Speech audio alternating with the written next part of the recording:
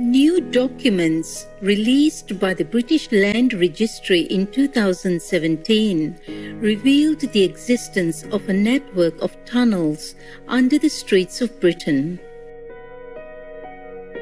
Welcome to the fascinating mystery of the United Kingdom's underground tunnels. For decades, Great Britain's mysterious tunnel systems have been a source of fascination, and authorities have been conspicuously secretive about them until recently.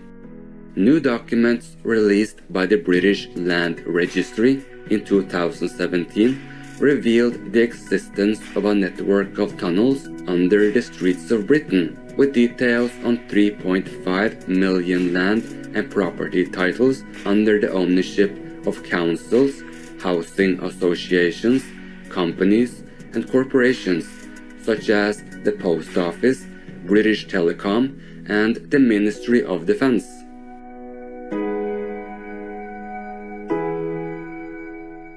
Private photographs and documents of the Cabinet's rooms, built in 1939 and used by His Excellency Sir Winston Churchill, were also released for the first time in 2016.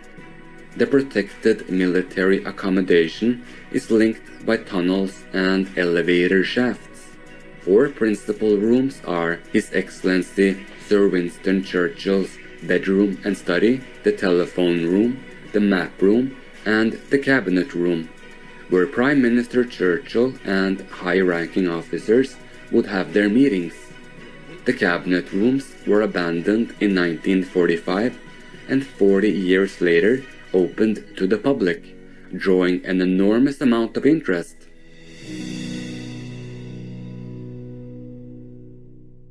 In 2014, the Ministry of Defence sold the Whitehall building above the cabinet rooms and the secret tunnel to the Raffles hotel chain for £350 million. Named the OWO, this London landmark is set to open in 2022 as one of the world's highest-profile hotels. West of London is another covert underground Ministry of Defence site called MOD Corsham, formerly known as Basil Hill Barracks, located between the towns of Corsham and Box near Bristol. Commissioned in 1955, the enormous 35-acre complex measures more than a kilometer, or 0.62 miles long, and is 37 meters, or 121 feet underground. The facility was built to accommodate all the United Kingdom's Cabinet Office and the Prime Minister, as well as other military and government staff in the event of a national emergency. The underground city housed hospitals, kitchens, laundrettes, canteens, and accommodation. An underground lake provided drinking water, and an underground power station had enough fuel in store to keep the generators running for up to 3 months. People could travel easily on electric buggies, with roads created especially for this purpose. Special accommodation suites with private bathrooms were finished to such a high standard that it is believed to have been built to accommodate the royal family.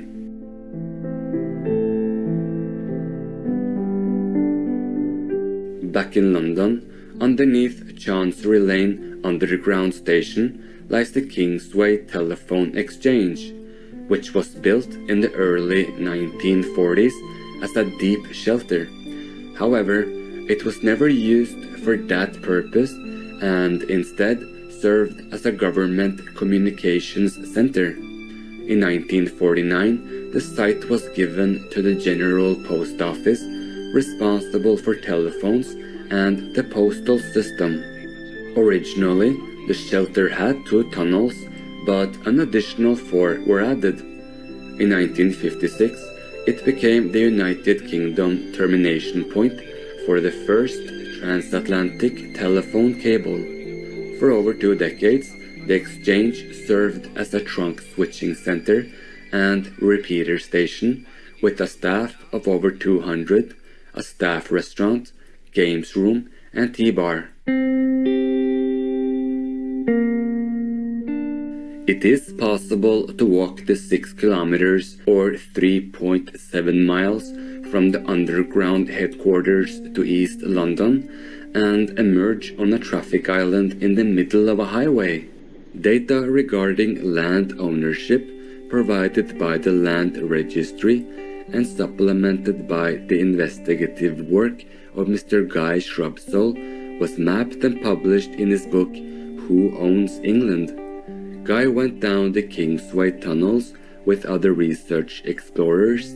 He stated, "It is an astonishing time capsule down there. Probably the 70s in terms of decor. It feels like an underground space station almost, with these winding tunnels that go on and on forever but are filled with dusty equipment." He was only able to gain access to one part of the tunnel system, as the other parts were bricked off. It appeared that some parts are still being used, as there was lighting in the tunnels. Mark Ovenden, author of the book Underground Cities, Mapping the Tunnels, Transits and Networks Underneath Our Feet, wrote about London.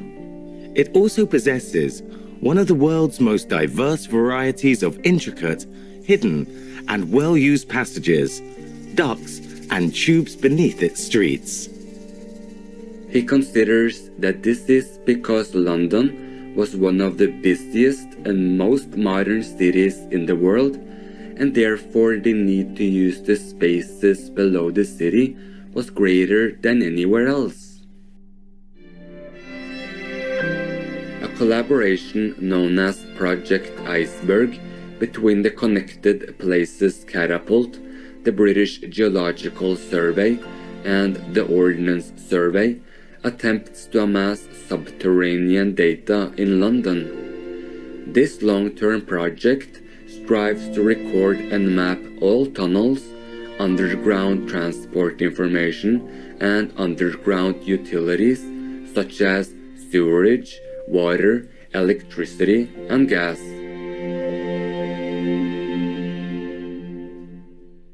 Let's take a moment to appreciate the magnificent wonders surrounding us. We'll be right back here on Supreme Master Television. Please stay tuned.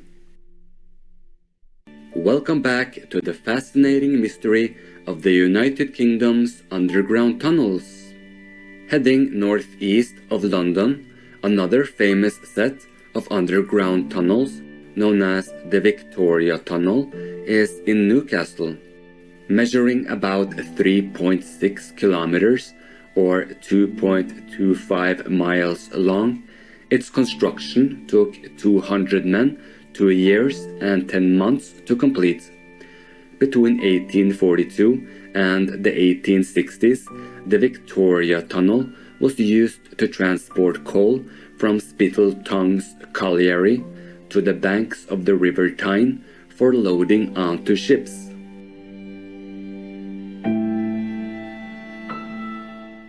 In 1939, the tunnel was reopened to house 9,000 residents as a shelter from air conflict.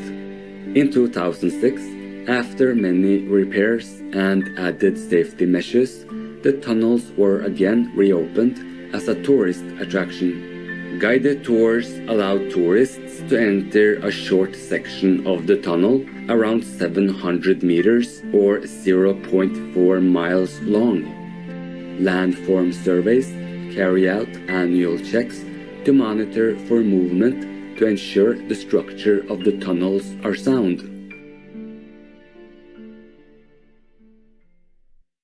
In the northwestern city of Manchester, there was a surge of underground projects during the Victorian era, including the building of the Victoria Arches in the embankment of the River Irwell, which, for health and safety reasons, is not open to the public. Further south and towards the Welsh border is Ironbridge, Shropshire. Here, the tar tunnel, a brick-lined transport tunnel, was dug into the hillside in the late 18th century. Miners discovered the presence of bitumen, a black treacle-like substance, and the transport project was rejected in favor of tar extraction.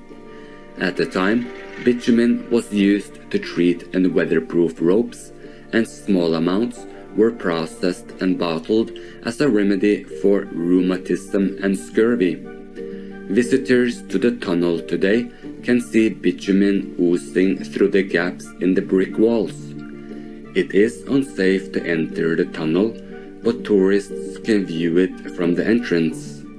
Traveling to the southwestern peninsula of England, beneath the county of Cornwall's countryside, are 14 tunnels dating back 2,400 years.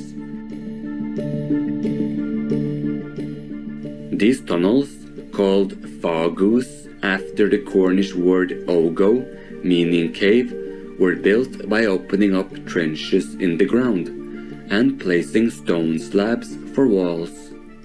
Topped with capstones, the fagus were then backfilled to the top. For the casual observer of the picture-perfect countryside, few can see the tapestry of stones and mounds of the many ancient ruins. The best preserved fagu in Cornwall is Haldegai fagu. The first chamber is 1.8 meters or 5.9 feet high and 8.4 meters or 27.6 feet long. The adjoining tunnels are low and narrow. Their purpose remains a mystery, as they are not designed for easy access. Bowden Fagu, some 5 kilometers or 3 miles northeast of Haldegai Fagu, was accidentally discovered by a farmer working the land. Excavations uncovered an S-shaped fagu, roundhouses, and enclosures. One of the roundhouses is 3,400 years old and contains over 3,000 artifacts.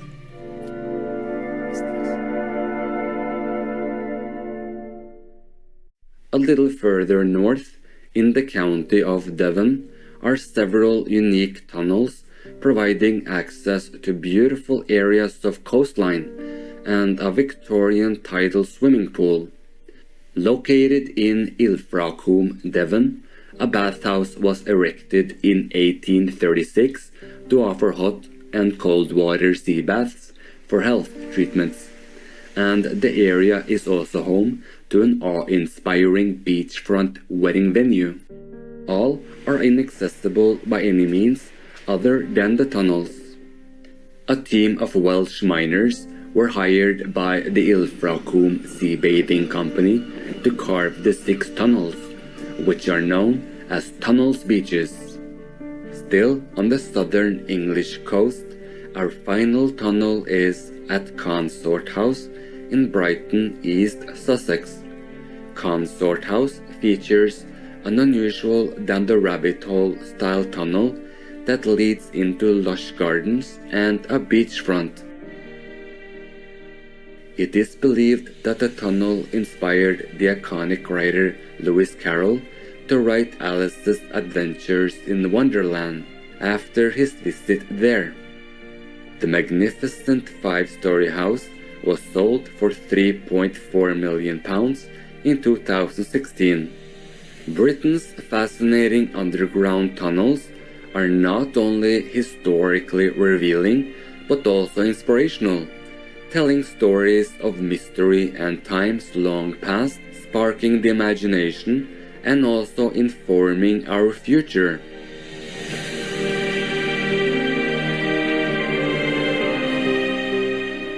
Gracious viewers, it has been a great pleasure to have your company today.